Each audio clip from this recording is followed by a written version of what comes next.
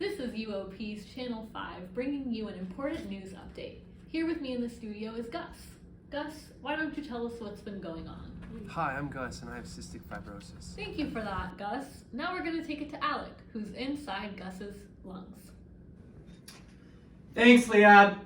It's one thick, mucousy situation down here. The bronchioles are clogged. I don't know how air is moving in and out of this place. Let's take it to Dylan in the small intestines, right outside of the pancreas. Dylan? Thank you, Alec. This is Dylan reporting from just outside the pancreas. I'm not seeing much lipase or amylase release here, guys. And here comes a quinoa salad. Okay, as we can see, there's not much digestion that's going on here. All right, Alec, you better watch out down in the rectum down there. Let's go to Alec for reporting. Thanks, Dylan. Here in the rectum, it smells pretty bad. And we're seeing a lot of steatorrhea or fatty stools. Quite a bit of gas as well. Let's take it back to Liad. Gus is one of 85% of people who have cystic fibrosis and as a result develop pancreatic insufficiency. Connections have been made between cystic fibrosis and the CFTR gene, with mutations in this gene being responsible for the development of cystic fibrosis. One of the key characteristics of cystic fibrosis are thick mucus secretions.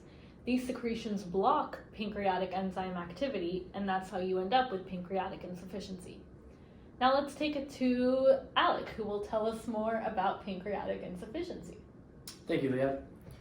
Pancreatic insufficiency is a maldigestive syndrome. It can be caused by cystic fibrosis. It can present with the following nutrient deficiencies, such as hypocalcemia due to vitamin D deficiency, nephrolithiasis because of the insoluble calcium, vitamin D deficiency, and weight loss. And these are all due to the pancreas's inability to secrete certain enzymes. Dylan? Yeah, so now that thank you guys, we have covered the main keys. Now we're going to talk a little bit more about cystic fibrosis. So this is an inherited disorder that causes severe damage to the lungs, the digestive system, and other organs in the body.